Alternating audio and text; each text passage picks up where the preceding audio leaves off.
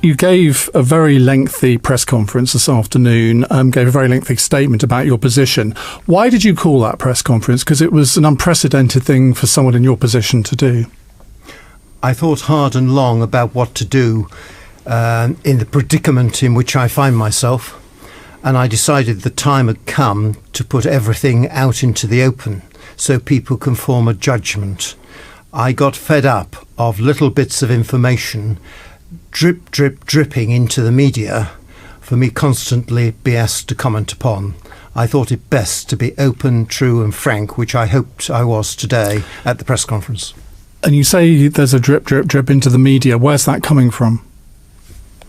I think essentially it is coming from the police, who drip feed information to the alleged victim, Nick, who then feeds it to his press friends. And why would he do that? You would have to ask him that. But that is the effect of what has been happening. Listening to you speaking this afternoon, clearly you believe that there's been a lot of wrong misconduct by the police in their investigation into your case in particular, and you certainly give the impression that you think Nick is a fantasist. Is that an accurate summary of your position? I don't know what he is because I don't know his name. He appears on television with a blacked out face and an actor's voice concealing his voice. So I don't know what his motives are. But the police must believe that he's credible, otherwise they wouldn't be conducting this investigation. The superintendent in charge of Operation Midland went on television some months ago and said that Nick's evidence was credible and true.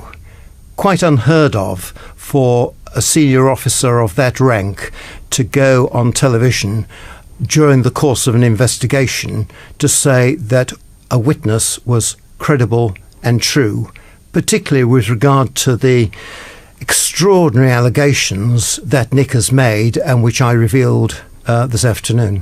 Well, let's just go through a few of those allegations, and we should warn anyone who's listening that, they're pretty lurid allegations. So if we can just sort of steer ourselves through one or two of those so people can understand exactly why you've said what you've said today. I have been accused of 3 murders, 2 committed by my own hand. I am not a murderer.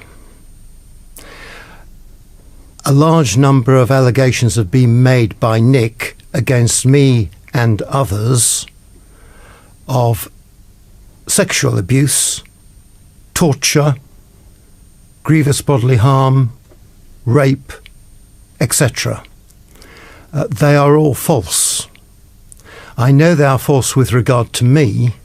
I can't imagine that the other people he has alleged have been involved in these matters could possibly conceivably have done what he has said they have done in the circumstances of the detail of his allegations. And you name the other people that he is alleging were complicit in what you are alleged to have done as well. I have quoted the disclosure document that the police gave me, and I revealed, because the disclosure document did not name the individuals other than me, but the police told me and asked me whether I'd known these people, whether I'd been to their homes and whether I knew them socially. I knew some. I knew of but did not socialise with others, and others I did not know. And there was one particular incident with regard to Edward Heath that you highlighted. Would you just explain the circumstances of that? One of the allegations is that I am supposed to have threatened Nick with a penknife to cut his genitals. Edward Heath is supposed to have restrained me.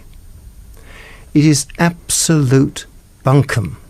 The idea that Edward Heath and I will be in the same room doing anything, having a cup of tea, is extraordinary. Ted Heath and I fell out many years ago when I was a Member of Parliament, he was a Member of Parliament, he would not speak to me in the House of Commons. He snorted at me every time I passed him by. He despised me. The feeling was entirely mutual. This idea that I could possibly be in the same room socially with him, having a cup of tea, let alone doing these horrendous things, is a nonsense. And these other people that I just mentioned, did you ever meet any of them socially?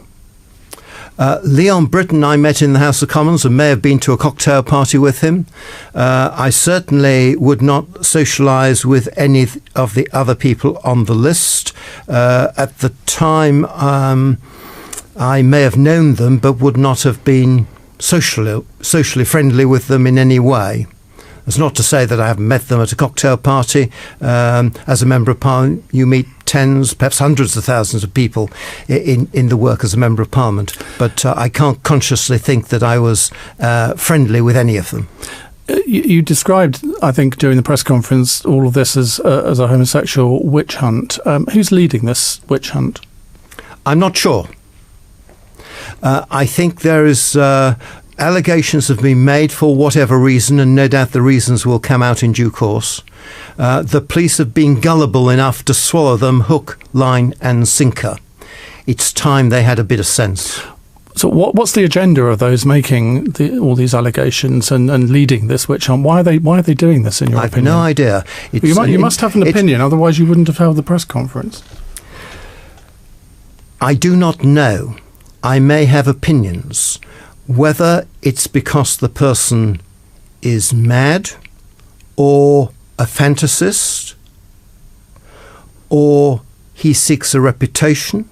You're talking about Nick? Yes. Or he is looking at the money side of things. It wasn't mentioned at the press conference today, but that obviously must be a factor. I do not know, but it is a question that you should put to Nick. Well, but of course, Nick is not likely to come and face you. If you put yourself in the position of the investigating officer at Operation Midland, someone who calls himself Nick comes to him and makes all these allegations, would you not expect them to be investigated? Of course, and they should be investigating a lot more efficiently and quicker than they have been. If I'm supposed to have murdered 3 people, why have I been walking the streets for several months? What the superintendent should not have done is to go on television and say that just because somebody has come towards him to give allegations means that he believes the allegations to be credible and true. No other police officer in any other inquiry would do that. But you would agree that the police should follow the evidence to see where it leads, or wherever it might lead? Of course, I said that in my statement. But the police also have a duty to act expeditiously. I don't think they've been doing that. Have the police threatened you with arrest? No, they've gone out of their way to say, I'm not under arrest, I'm not on police bail. The interviews I've given have been voluntary, some at my own request. So, no, I haven't been threatened by arrest. They have told my solicitors, but not the media or the public, that I'm not a suspect. Why do you think then that they are? If you're being questioned on 3, possibly 4 murders, I mean, clearly from the evidence that Nick has given them, you are a suspect. Otherwise, they wouldn't be interviewing you, would they? That is my opinion too. The police have better conduct their inquiries more expeditiously than they have been doing in view of the seriousness of the alleged offences. Have you thought about complaining to the IPCC about the conduct of Operation Midland so far? I'm keeping all my options open. And why haven't you already taken legal action against people who might be making these allegations? My parliamentary career was littered with libel actions. They usually don't get a good result and are incredibly ruinously expensive for the person taking the action. I'm not a rich man. I don't have the wherewithal to launch libel actions in all directions as footballers do and perhaps wealthy millionaires. I'm not of that status. At the press conference, the subject of your pleading guilty in 1987 to 4 acts of gross indecency came up, and that was against somebody who was under the age of 21, and that was the legal limit at that point. Now, a lot of people listening to that press conference, maybe listening to this, will think, oh, well, where there's smoke, there's fire, and that's why you will be under suspicion for this. Do you see the link there? I see the link, but I pleaded guilty to those 4 charges. Immediately, I knew that I had no defence to them.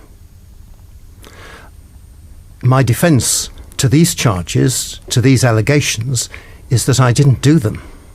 I'm innocent of these allegations.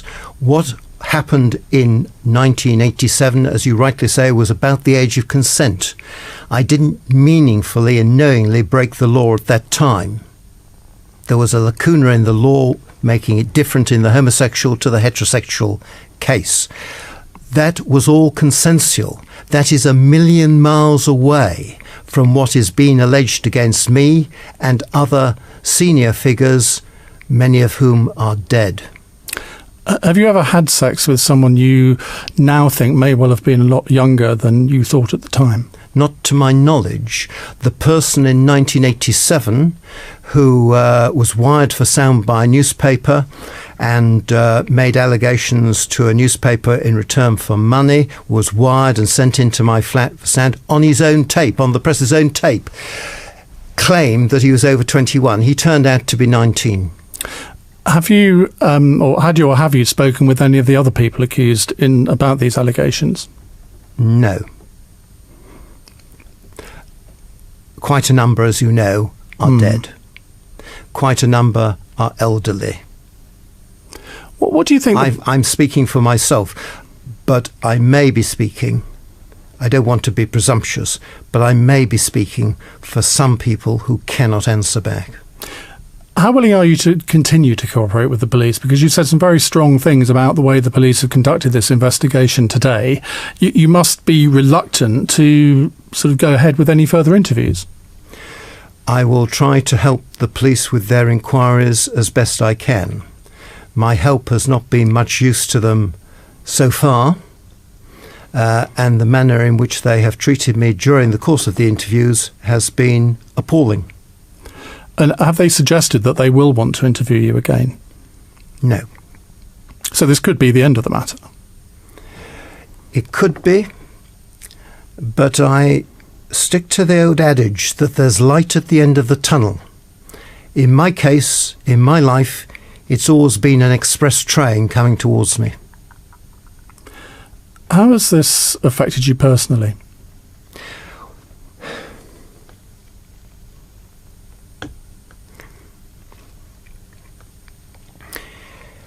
It has lost me my job. It has wrecked 28 years of rehabilitation since 1987. It has forced me out of my private life in which I was perfectly happy and content. It's not an easy thing to do, what I did today. It has been a very difficult time in my life, and I've had some difficult times. And what do you think the journalists attending that press conference today came out thinking? I hope they think that they saw an innocent and wronged man. What one of them said to me afterwards, that they thought it was a little bit like Jonathan Aitken's Simple Sword of Truth. Now, that may be an unkind interpretation, but you realise that there will be people who think that. There will. History will decide. Do you think any young people were abused by politicians at Dolphin Square? Do you think there was a Westminster paedophile ring? I am sure that there has been historic child sexual abuse, and I made it clear in my statement that I have the utmost sympathy and support for genuine victims. I think the word isn't right. I think it should be complainants. I think that that's certainly true. It may well be that the odd MP here and there may well have done something, but not in concert, in a gang, in parties, as has been alleged by the police. Because members of Parliament at the time, remember, the climate was completely different. You could hardly be a homosexual and a member of Parliament at that time for any party. I think there may have been one Labour member of Parliament who was out at the time. So members of Parliament, kept to themselves. They didn't discuss. But this isn't about gay members of Parliament, is it? This is about paedophiles, and you will agree with me that just because you're gay, that doesn't mean to say you're a paedophile. No, absolutely not.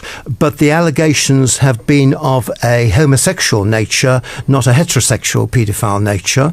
What I'm saying is, at the time, members of Parliament did not routinely comment one to the other about their sex life or what they were or were not doing in their bedroom. So you don't believe that there was a sort of organised paedophile ring? You think there may have been the odd incident, but not an organised paedophile ring? Because that's the allegation here. If there was, I did not know about it at the time, and I certainly was not involved in any of it.